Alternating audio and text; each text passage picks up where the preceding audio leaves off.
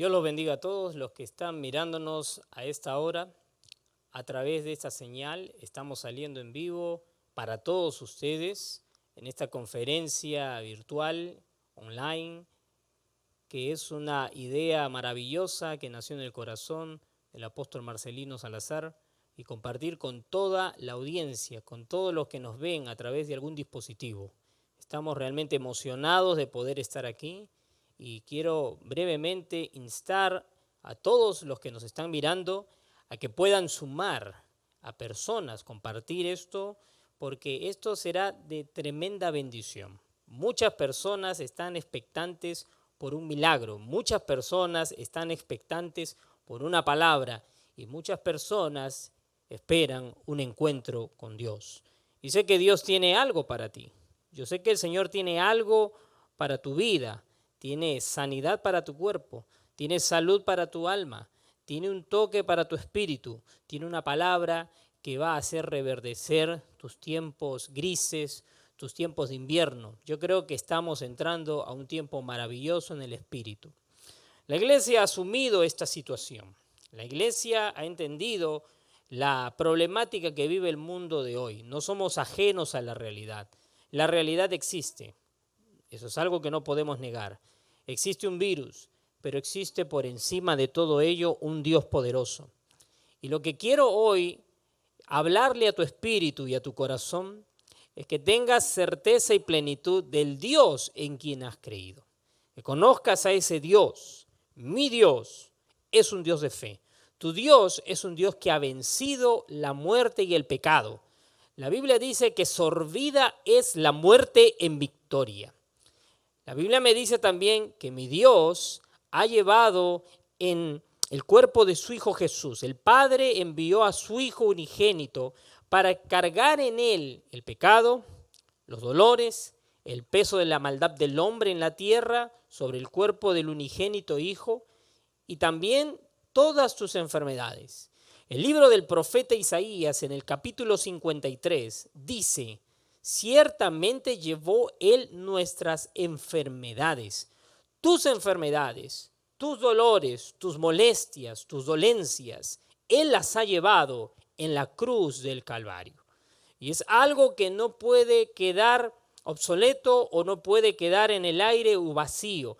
Lo único que Dios está esperando en este momento de ti es que tú respondas a todas las promesas que tiene. Mira, la Escritura tiene un acumulado de promesas increíbles y maravillosas de un Dios que solo busca beneficiarte.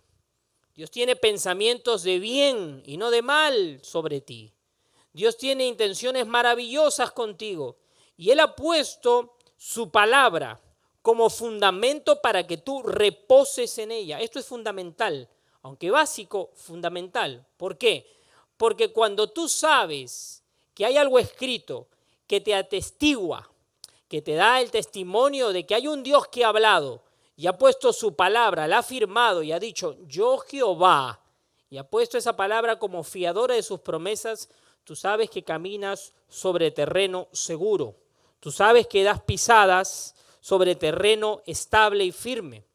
Lo más triste es caminar sobre mares o sobre terrenos inciertos, en donde tú no sabes qué tan fiable es esa palabra.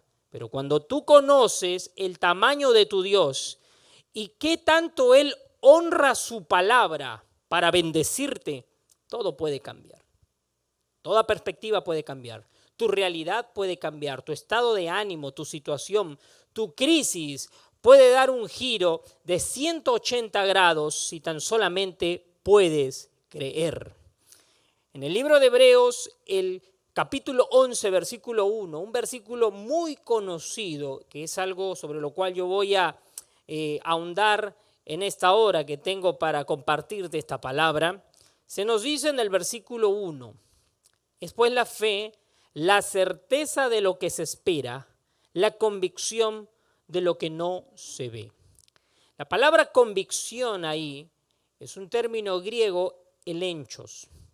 Y esta palabra significa demostración. La fe es demostrativa. Yo aprendí algo. Dios no es movido por tu necesidad. Piensa en esto. Si la necesidad de por sí moviese a Dios a algo, no existiría pobreza en el mundo. No existirían enfermos que mueren desahuciados sin esperanza.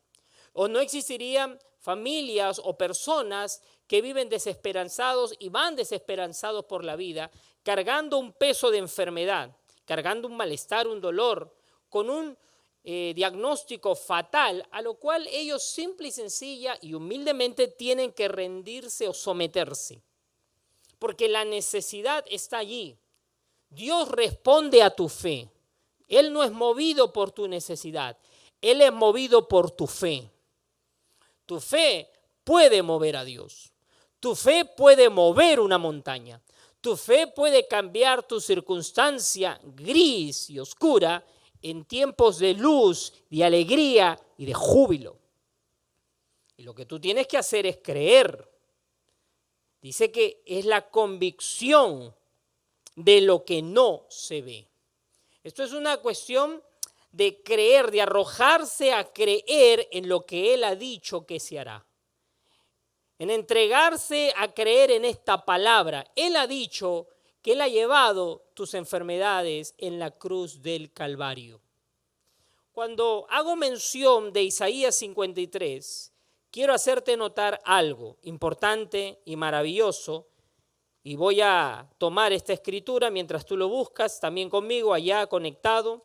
Isaías 53 dice en el versículo 4, ciertamente llevó Él nuestras enfermedades y sufrió nuestros dolores, y nosotros le tuvimos por azotado, por herido de Dios y abatido. Mas el herido fue por nuestras rebeliones, molido por nuestros pecados. El castigo de nuestra paz fue sobre Él, y por su llaga fuimos nosotros curados. No sé si te diste cuenta que todos los verbos que están en estos versículos que acabo de leer, todos los verbos están en tiempo pasado. Todos.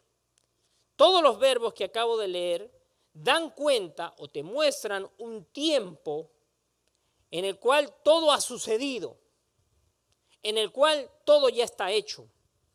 Jesús mismo dijo en la cruz, consumado es, dando cuenta de algo que ya estaba hecho, estaba sobreseído, ya estaba sentenciado. La enfermedad fue sentenciada en la cruz, el dolor fue sentenciado en la cruz, la tristeza, el luto, esos diagnósticos de fatalidad han sido sentenciados en la cruz.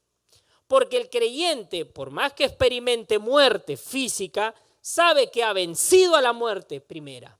¿Por qué? Porque Cristo lo ha redimido, y la redención incluye tu victoria sobre la muerte y sobre la enfermedad. Cuando no es tu tiempo de partir de este mundo, entonces Dios no permitirá que algo salga fuera de tiempo. Él no va a permitir que algo te toque. Entonces la palabra y la promesa del Salmos, que plaga no tocará tu morada, o no verás una muerte repentina, como dice el libro de Éxodo, pueda venir sobre ti, porque hay una promesa que cubre tu vida.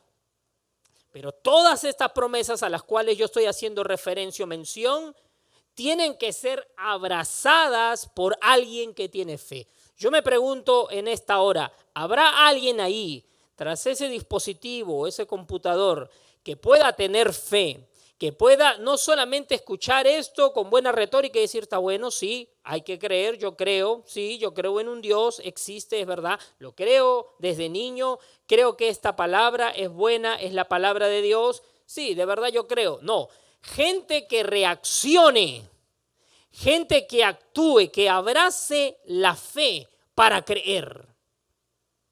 Tengo muchos años predicando el Evangelio, y durante todos estos años, una de las cosas que he visto es cómo muchos creyentes y muchas personas tienen una guerra visceral y de proporciones gigantescas con relación a lo que es creer.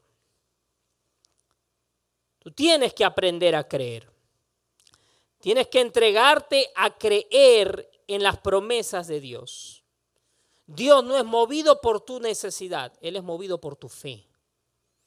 Puede ser que en este momento tengas síntomas de algún malestar, enfermedad, como este virus o cualquier otra enfermedad, pero tu necesidad no lo mueve, es tu fe. Mantente conectado porque voy a llevarte con unos pasos simples y sencillos para que tú puedas activar tu fe y para que puedas, por medio de esta palabra, tener un encuentro sorprendente, sobrenatural. Y sé que Dios está ahí para sanarte. Volvamos al libro de Hebreos. Es una escritura increíble y maravillosa. Y yo siempre insto al pueblo de Dios a que lea este libro y aprenda de esta palabra. Dice en el versículo 6, hoy voy a recorrer mucho este capítulo. El segundo punto de anclaje en donde quiero es en el versículo 6. Pero sin fe es imposible agradar a Dios, porque es necesario que el que se acerca a Dios crea que le hay y que es galardonador de los que le buscan. He encontrado en la Escritura pasajes increíbles acerca de el problema de no tener fe. En el libro de Mateo, capítulo número 6, quiero que vayas conmigo rápidamente, Mateo capítulo 6, lo tengo acá. Versículo, dice acá, versículo 27 en adelante, voy a leerlo. ¿Y quién de vosotros podrá, por mucho que se afane, añadir a su estatura un codo? Y por el vestido, ¿por qué os afanáis? Considerad los lirios del campo, como crecen, no hilan ni trabajan. Pero os digo que ni aun Salomón, con toda su gloria, se vistió así como uno de ellos.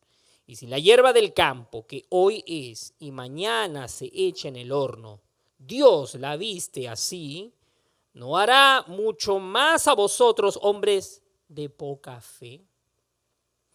Hebreos 11:6 me dice, sin fe es imposible agradar a Dios. Mateo capítulo 6, versículo 30 me dice que hay un problema que es la poca fe o los que tienen falta de fe en aquellos que están luchando por esas provisiones básicas. De manera que cuando encontramos a alguien que está luchando por la comida o el vestido, Pablo dice en Timoteo capítulo 6, sustento y abrigo. Cuando es esa tu lucha, es un problema de fe. Jesús dice acá que su Padre ha garantizado en sus hijos que no te falte comida, bebida ni vestido. Y te ha comparado con las aves del cielo y con los lirios del campo que se visten con una gloria increíble y que dice que ni aun Salomón con todo su esplendor y su riqueza se pudo vestir como uno de estos lirios, pero Jesús dice, con vosotros, mi Padre tiene planes de hacer cosas más grandes. ¿No hará con vosotros lo mismo? Dice, hombres de poca fe. ¿Cuál es el problema? ¿Cuál ha sido el problema entonces? La falta de fe, la poca fe. Y estos tiempos, estas situaciones, son tiempos para evidenciar qué tan fuerte es nuestra fe. ¿De qué madera estamos hechos? La iglesia es un ente espiritual, con una mística, con una creencia, con una fe, y su lenguaje es de fe. Su virtud se basa en las creencias que tenemos y creemos en las promesas de Dios por fe. Es por fe. Usted tiene que hablar fe. Si los medios de comunicación, las noticias que usted ve en periódicos, en televisión, escucha en radio o lee en medios como redes sociales, Facebook, Internet, Twitter, lo que usted y estas noticias le dan a usted una perspectiva de desgracia, de dolor, son vaticinios de más desgracias, de más mortandad, de más muerte, y el famoso pico alto al cual está llegando, ese punto alto en donde estamos llegando y las muertes se incrementan y se aceleran. Y eso lo que hace es sumergirte en un mundo de temor, de dudas, de llanto y de desesperación. Hoy tienes que hablar tu fe en el Señor. No hay otra manera de combatir esto. Es solamente aferrándose a las promesas de Dios. La ciencia no puede solucionar estos problemas. Dicen que no hay vacuna, no hay tratamientos. Y no es solamente en esta ocasión que la ciencia ha encontrado techos, los cuales no puede superar. Esto ha pasado muchas veces. Pero lo que Dios está hablándole a la gente y al pueblo de Dios hoy, la iglesia que me está escuchando en esta hora, es que vuelva a caminar en fe, desarrollando una fe activa. Nota que el Señor dice acá, el Maestro Jesús está diciendo que el problema es la falta de fe. Cuando hay falta de fe, hay un problema grande en tu vida, porque todas las demás promesas de la palabra no hayan sustento, no hayan fundamento. Hebreos capítulo 11 he mencionado la palabra convicción. La palabra anterior, certeza, que está en Hebreos 11:1, es la palabra hipostasis, el griego hipostasis. Esta quiere decir sustancia, fundamento, base sobre la cual se cimenta algo o algo se erige. Quiere decir que nuestra fe no son pensamientos positivos, confesiones de buen ánimo. Hoy me levanté con el pie derecho, hoy voy a hablar cosas positivas, hoy voy a programarme positivamente para lo que viene. No, la fe tiene un fundamento, tiene una base sobre la cual descansa y se apoya, y es la base de la palabra, porque hablamos la palabra. Romanos dice lo siguiente: así que la fe es por el oír y el oír por la palabra de Dios. La palabra de Dios es esa hipostasis, es ese fundamento, es esa sustancia. Son palabras, pero no son palabras cualquiera. Por eso usted tiene que hablar la palabra. Y el primer código que quiero hablarte, la primera llave que quiero que tú tomes en mano y comiences a usar es la palabra. No habrá fe en tu vida si lo que tú escuchas, aceptas en tu corazón y luego por una cuestión casi como de inercia o de reacción, hablas solamente tristeza y noticias depresivas. Si por el contrario tú lees la palabra, meditas en ella y permites que este logo se vuelva rema por la acción improntada del Espíritu Santo, lo que te va a suceder es que tu lenguaje te tiene que cambiar. Indefectiblemente el lenguaje te va a cambiar.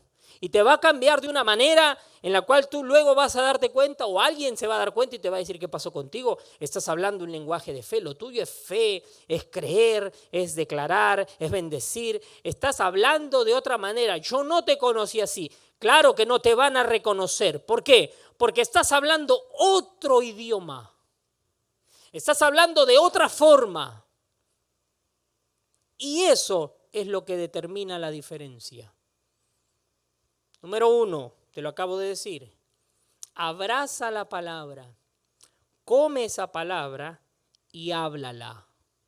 La fe es por el oír y el oír por la palabra de Dios. La palabra de Dios educa tu habilidad o facultad auditiva. Y al educar tu facultad auditiva no solamente te hace confesar la palabra, sino que también hace que tú tengas un mejor filtro para discernir o decidir qué escuchar. Es lamentable ver a cristianos que se nutren y se alimentan de todo tipo de palabras. Escuchan de allá, escuchan de acá, escuchan de más allá, escuchan todo tipo de cosas. Yo no digo de que no puedas leer o investigar algunas antítesis de lo que nosotros declaramos o afirmamos ser o las cosas que creemos. Me refiero a que algunos, por ejemplo, quieren investigar un poco algunas cuestiones, algunos pensamientos, algunas cosas que plantean o ponen en tela de juicio duda a veces la misma Biblia. Yo lo he hecho, a veces he investigado algunas cosas para encontrar por qué es que ellos niegan la autenticidad, por ejemplo, de la palabra de Dios, o también la existencia de un Dios. Pero tratando de liberarme de ciertos prejuicios, algunos le llaman el prejuicio religioso, he encontrado que no hay argumento válido para sustentar que el Dios que tenemos no existe y que su palabra no es verdadera.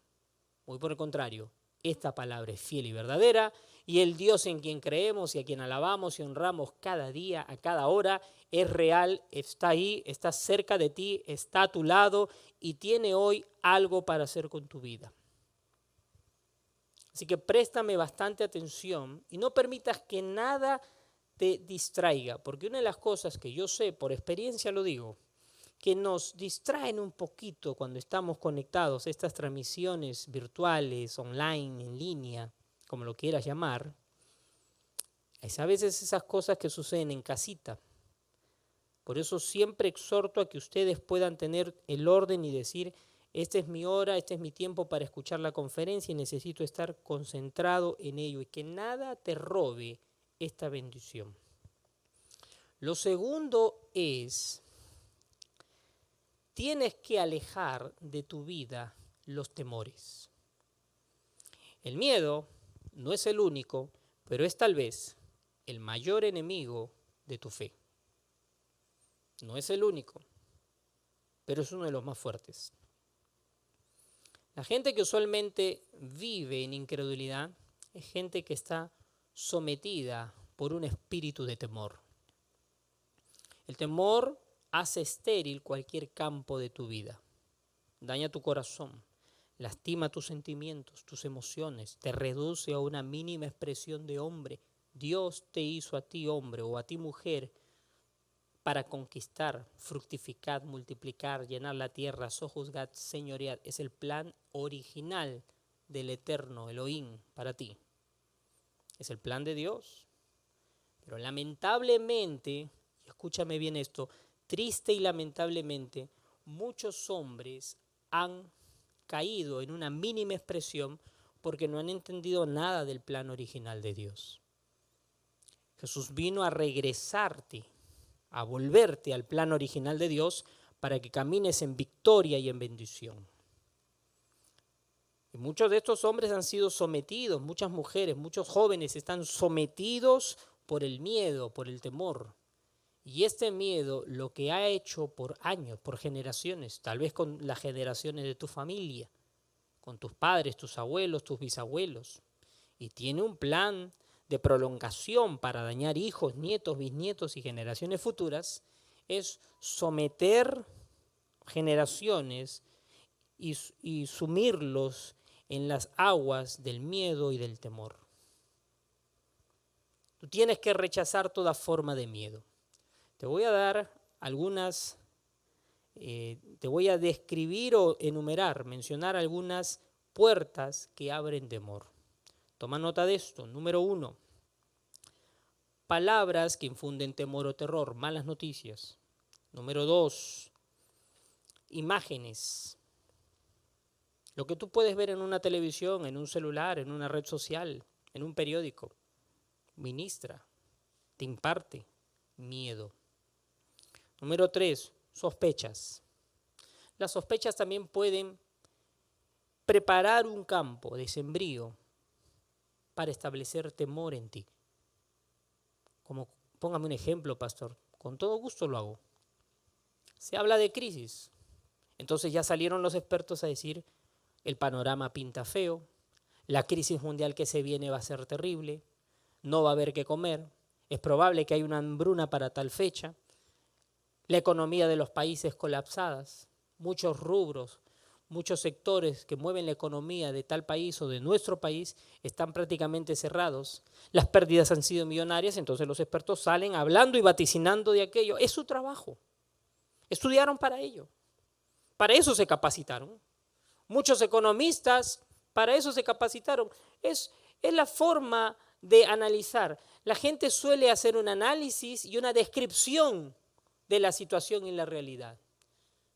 Pero usted que es un hombre de Dios, una mujer de Dios, un joven que ama a Dios, que teme a Dios, tiene que entender que tenemos a un Dios que te pinta un cuadro muchas veces no muy acorde a tu realidad, no muy acorde a la situación contractual, sino que te presenta un cuadro de gloria. Cuando yo leí el libro de Isaías, capítulo 3, y no te voy a llevar a ello, pero sí te invito a que tomes nota y en tu casa luego tú puedas reflexionar y decir, el pastor dijo que había que leer esto, que era interesante.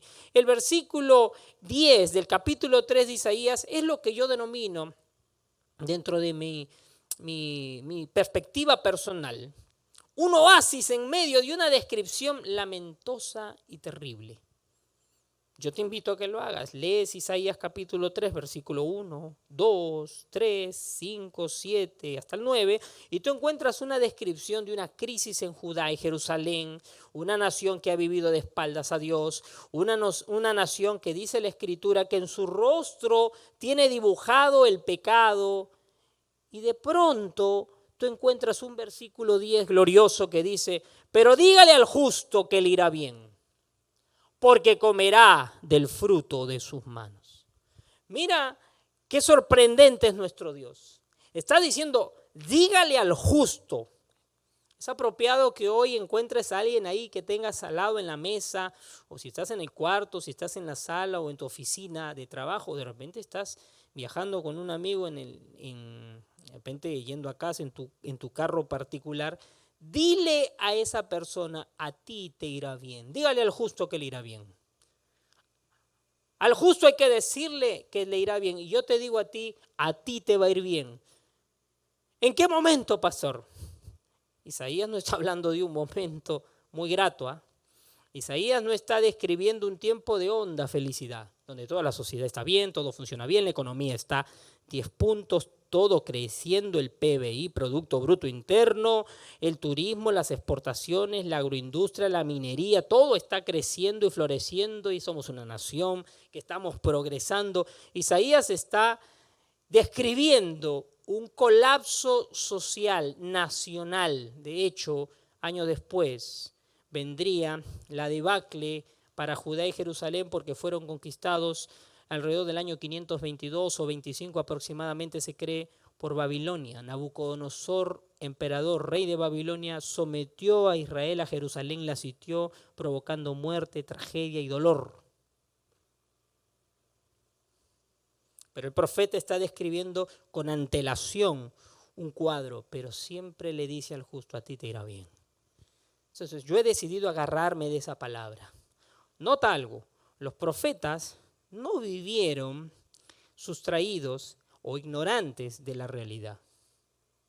Los profetas acusaban la realidad, denunciaban el pecado del pueblo porque una de las vertientes del sesgo profético, de un ministro profético, de un ministerio profético que trabaja en una iglesia es la denuncia. Cuando el profetismo estaba instaurado en Israel, el profetismo te hablaba de 4 vertientes o 4 brazos sobre los cuales los profetas navegaban. Uno de ellos era la denuncia. Y para denunciar algo tú tienes que tener un análisis descriptivo de una realidad. Isaías tenía las cosas claras. ¿Quién dijo que los profetas andaban azorados mirando estrellas, vientos y cuestiones únicamente? Nos hemos quedado tal vez en lo que el profeta Daniel veía en visiones. En el capítulo 7, el capítulo 8, las visiones en el río. Y eso es una forma como Dios habló. Pero los profetas también tenían claras las perspectivas. Los profetas también tenían clara la realidad de la nación. Los latrocinios de los gobernantes, la corrupción de los mismos, los problemas sociales y morales, familias, hombres, mujeres, jóvenes, haciendo cosas que no iban de acuerdo al canon de Dios, a la palabra de Dios, al pensamiento de Dios y a esa facultad que Dios le ha entregado al hombre de poder vivir bien. Cuando tú haces lo antinatural, cuando alguien hace y camina por los senderos de lo antinatural, se pierde. La sociedad vive de espaldas a Dios y empieza el colapso. Nota que el profeta Isaías no está ignorante de esa realidad. El profeta Isaías denuncia ello, pero no olvida algo. A ti te irá bien. Y dice, comerás del fruto de tus manos. ¿Sabe lo que quiere decir esto? Me dice a mí. Si usted tiene otra interpretación, estoy ya no escucharlo, pero eso a mí me dice que usted tendrá trabajo. Y usted me dice, pastor, ¿trabajo en tiempos de crisis? Sí. ¿Que me va a venir trabajo en tiempos de dolor? Sí. Porque te está diciendo que vas a comer del fruto de tus manos, o sea, de la laboriosidad de tu mano, de lo que tú trabajes, lo que tú muevas, lo que tú acciones, lo que tú hagas por labor, te va a dar un fruto. Y de ese fruto vas a comer. Esa palabra es un bálsamo. Es a lo que tú tienes que anclar tu fe para saber que el miedo no puede enquistarse en tu corazón. El miedo no puede tomar preso las recámaras de tu alma, tu espíritu, oprimirlo hasta asfixiarlo. Hoy tienes que ser libre. Hoy en el nombre de Jesús yo te declaro esta palabra, una palabra de libertad sobre todo miedo. Hemos visto muchas noticias, muchos decesos, muchas familias enlutadas, mucho llanto, y tal vez tú que me estás viendo aún derramas lágrimas por un ser querido que se fue. Pero Dios te dice en esta hora, Dios te dice, son tiempos para comenzar a ver la gloria de Dios en lo que viene. Los que han muerto murieron, los lloramos, los lamentamos, los extrañamos en carne. Cierto que duele. Son muchas las familias que han sido enlutadas. Y ese dolor te puede producir miedo, porque el diablo te susurra al oído. El próximo puede ser tú, te dice. Pero a mí mi Dios me ha dicho,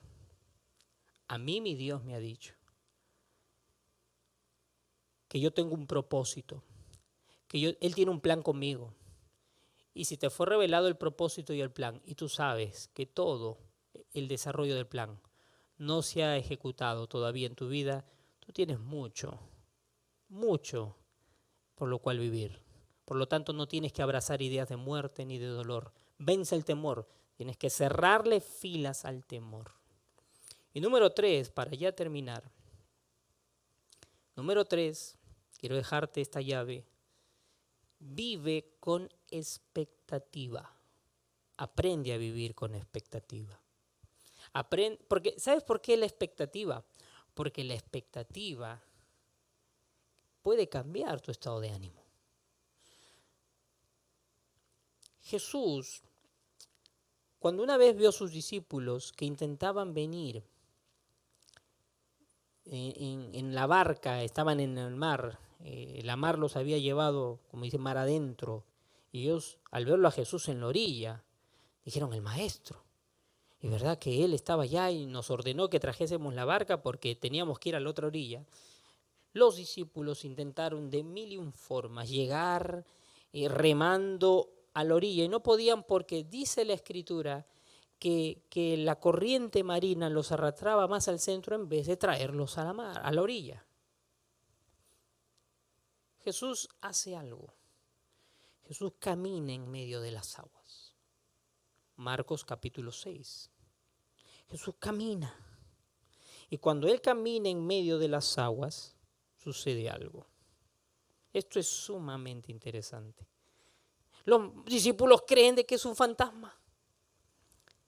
Y cuando ellos creen que es un fantasma, Jesús les dice algo.